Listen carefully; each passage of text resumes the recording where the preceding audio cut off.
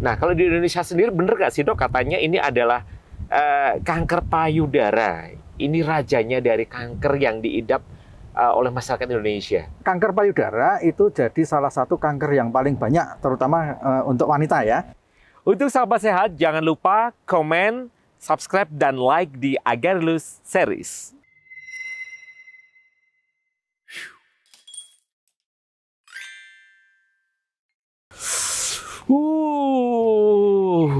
Hey pemirsa, hari ini beda banget. Wah, kita ketemu lagi di Bincang Sehat bersama dengan Agarilus. Dan kalau kita lihat suasananya, ini benar-benar seger, sejuk, outdoor.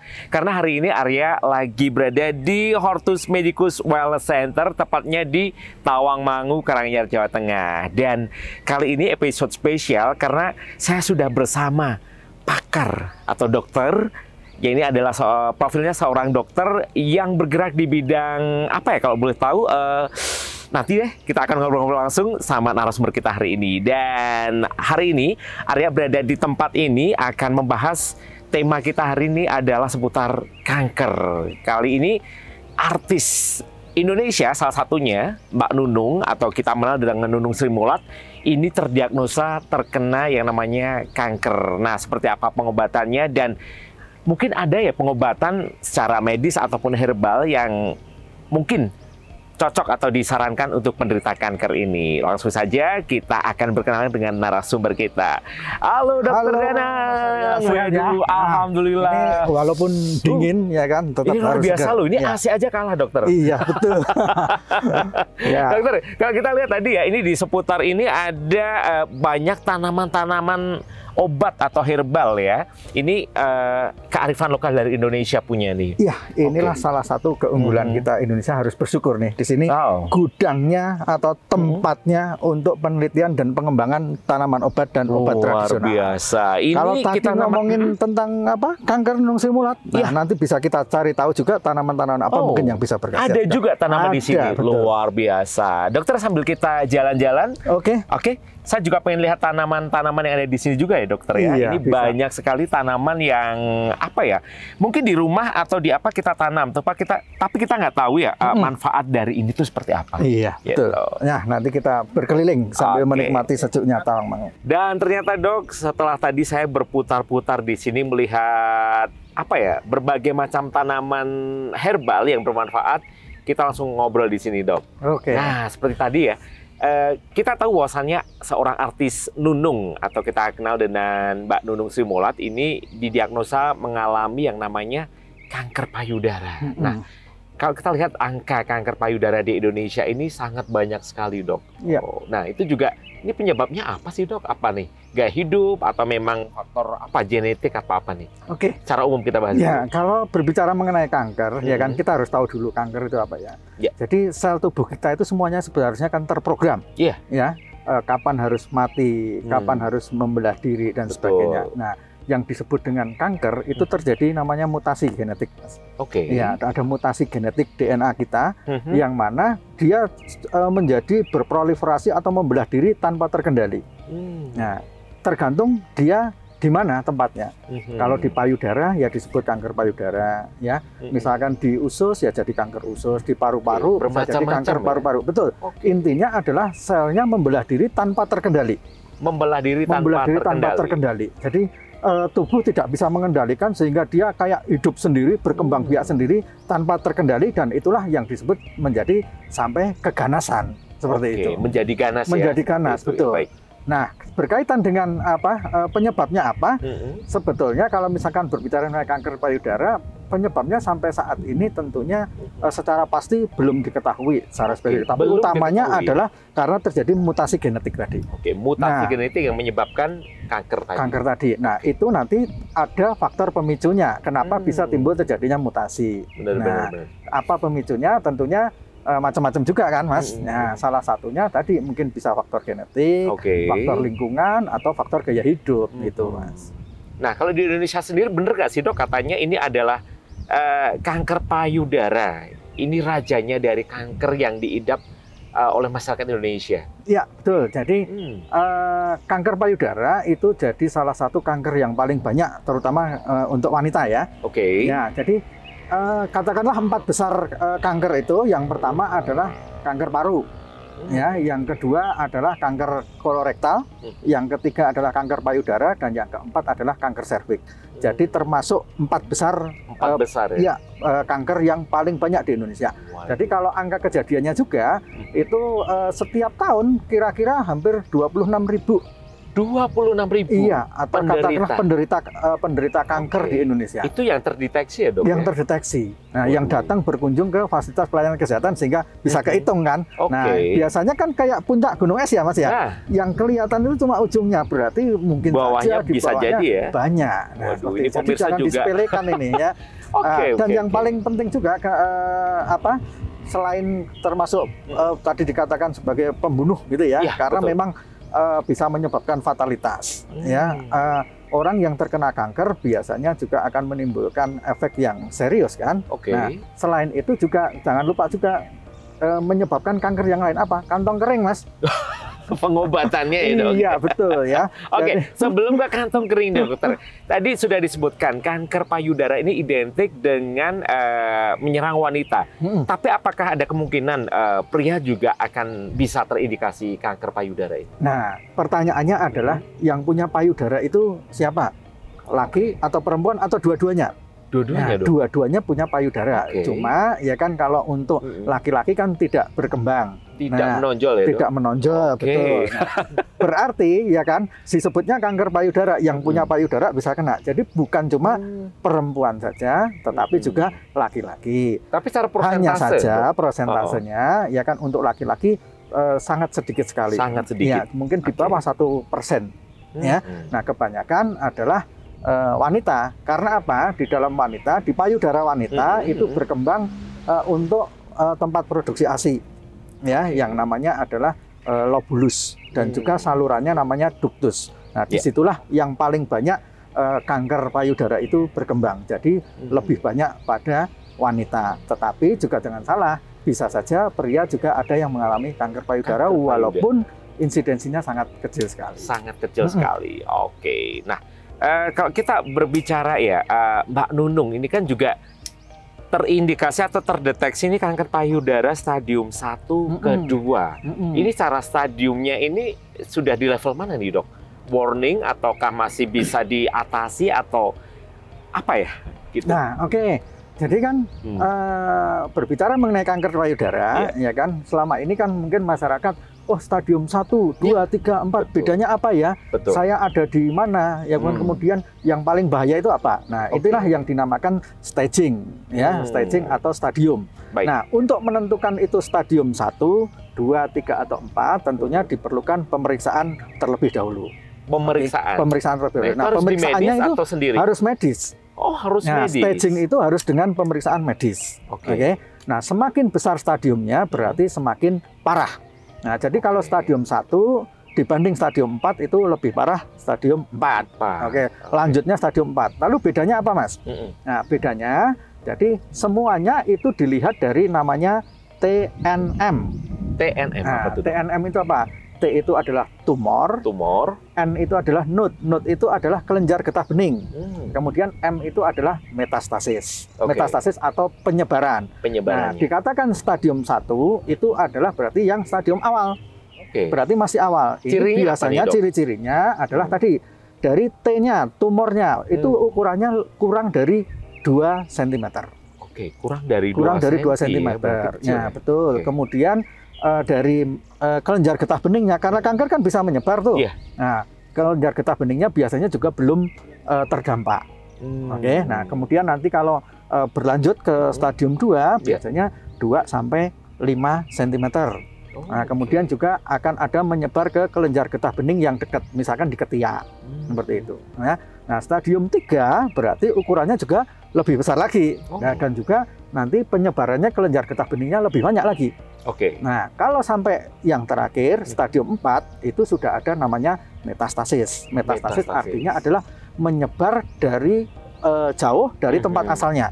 Ya, kalau asalnya dari payudara mungkin dia bisa nyebar ke ginjal, bisa nyebar ke paru-paru, bisa menyebar ke otak, bisa menyebar tulang. Nah, jadi semakin besar stadiumnya berarti mengindikasikan itu semakin serius atau semakin parah. Nah, kalau masih stadium 1 itu berarti masih stadium awal. Yang mana prinsip dari kankernya adalah semakin awal diketahui, semakin awal untuk dilakukan treatment, mencari pertolongan, semakin besar pula nanti untuk peluang kesembuhannya. Oke, ini berarti juga perlu diperhatikan nih ya. Artinya gini dok, saya pernah membaca artikel bahwasannya mendeteksi secara dini dengan misalkan secara pribadi ya, kita belum melangkah ke medis, ini bisa dideteksi nggak sih? Mungkin diraba kok ada benjolan atau apa gitu. Gimana ini dok? Nah, jadi kita sendiri itu yang mengenali tubuh kita. Oke. Nah, ya kan? Kayak mau masuk angin aja, kedinginan gini, oh kita ngerasa nanti flu deh. Geges nggak enak nih ya.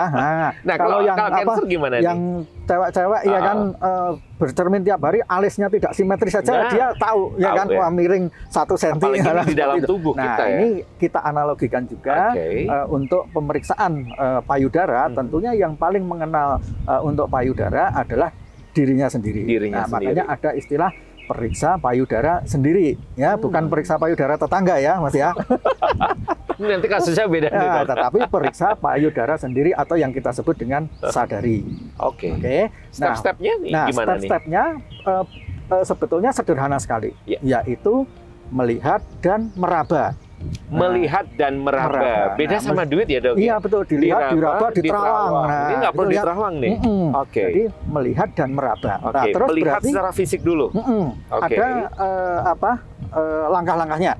Nah, yang pertama tentunya adalah dari sisi waktu. Ya, paling bagus itu dikerjakan adalah seminggu atau 10 hari setelah menstruasi. Kenapa? Ya kan? Kenapa dikerjakan saat itu? Karena kalau misalkan pada saat menstruasi ataupun mendekati menstruasi, nanti biasanya akan terjadi perubahan hormonal yang bisa juga berpengaruh kepada kondisi payudara. Nah, dan juga kalau misalkan pada saat menstruasi dan menjelang menstruasi lebih sensitif ya, mungkin nanti jadi geli sendiri malah nggak jadi ya kan gitu. Maka idealnya adalah waktunya seminggu setelah menstruasi pertama. Nah, kemudian tadi prinsipnya adalah melihat dan meraba.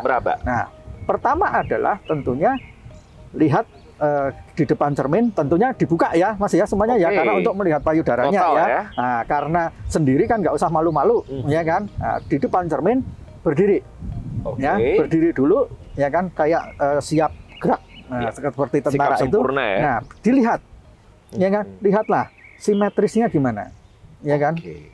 Kan mengenal sendiri kan tadi kan, simetris. Ya katakanlah kalau awalnya tidak simetris kan tetap juga tahu, ya kan? Oh saya yang kanan kemarin agak tinggi, yang kiri kan tidak harus simetris persis kan, tetapi ada perubahan nggak nih? Nah, kemudian lihat kulitnya, ya kan? Permukaannya ada perubahan nggak? Apakah ada kemerahan, ya kan? Apakah masih mulus, apakah ada jangan-jangan ada kayak kulit jeruk, nah berkeriput itu, ya tanda apa itu dok? Nah itu nanti jadi salah satu tanda yang perlu diperhatikan di kanker payudara. Nanti kita jelaskan di belakang. Kemudian bisa juga lihat putingnya, ya kan, ada perbedaan atau tidak, ada kemerahan, ada luka, ada cairan yang keluar atau tidak.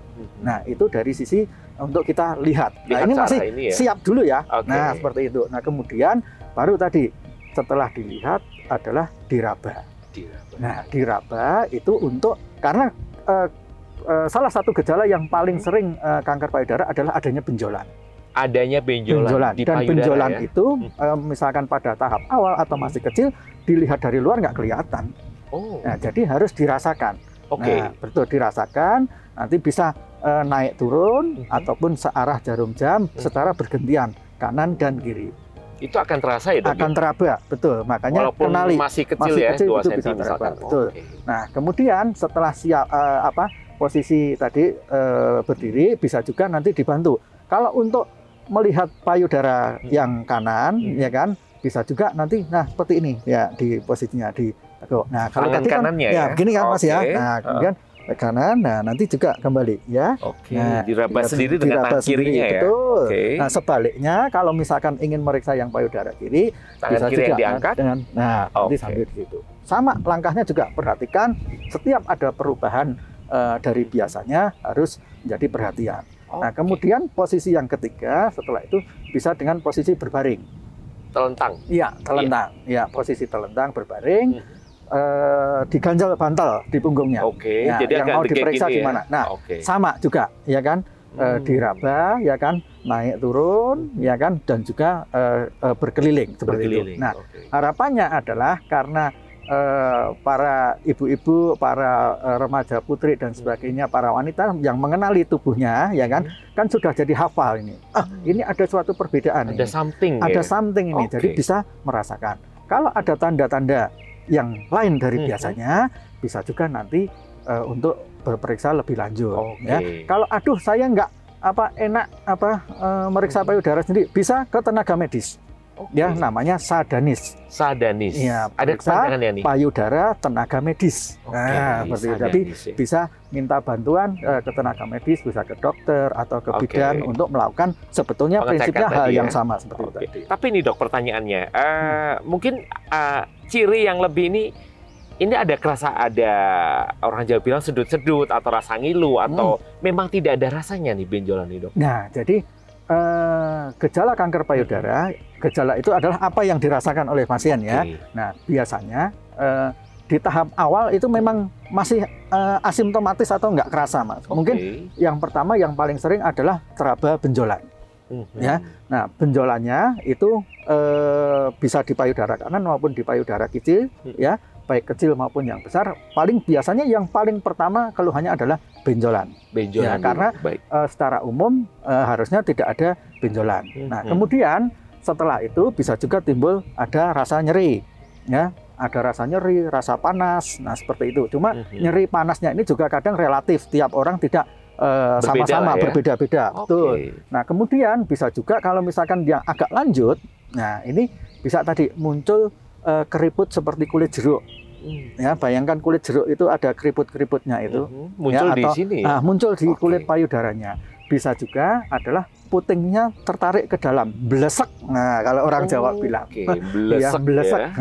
Ya. Itu ada yang ketawa tuh ya. Tertarik ke dalam. Nah, bisa juga nanti keluar cairan atau darah dari putingnya. Nah, itu biasanya kalau sudah stadium-stadium agak lebih lanjut. Lebih lanjut lagi adalah yang mohon maaf jebrot itu Mas ya. Oh, sampai pecah? Iya, sampai pecah lukanya. Nah, ini itu sudah biasanya sudah lanjut seperti itu. Nah, makanya tadi sadari itu penting banget itu biar jangan sampai gejalanya sudah parah. Sudah gitu. parah. Betul. Oke, ini dokter sebagai pandangan orang awam nih ya, mewakili pemirsa yang ada di rumah juga. Ini tadi kalau gejala benjolan sudah kita deteksi. Terus misalkan faktor makanan pemicu atau kebiasaan habit yang bisa memicu kanker payudara ini apa nih dok kira-kira dok? Jadi tadi ya, kanker payudara terutama karena terjadi mutasi DNA ya. Nah, apa pencetus mutasi DNA ini tadi apa yang namanya nanti faktor resiko. Ya. Nah, faktor resiko itu bisa saja dari gaya hidup ya, bisa dari makanan ataupun dari lingkungan. Ya, tetapi bisa juga dari kondisi yang tidak bisa dirubah. Maksudnya gini Mas. Ya, faktor resiko artinya adalah kalau kita memiliki itu akan memiliki peluang yang lebih besar untuk kena. Berarti faktor genetik juga bisa. Nah, itu jadi salah satu faktor genetik. Cuma kan kita tidak bisa milih mbah saya kena kanker payudara ibu saya. Nah, itu kan nggak bisa dirubah. Paling nggak meminimalisir. Iya, betul. Nah, kemudian ada juga faktor resiko yang harus diperhatikan. Misalkan adalah yang menstruasinya itu dapat menstruasi pertama itu awal. Nah, sekarang anak-anak SD umur di bawah 12 tahun sudah dapat menstruasi. Nah, itu memiliki faktor risiko yang lebih besar. Atau dapat menopause-nya atau berhenti mennya malah lebih lama. Ya, misalkan 50 ke atas, 60 tahun ke atas baru menopause, itu memiliki faktor risiko. Kemudian yang tidak punya anak. Ya.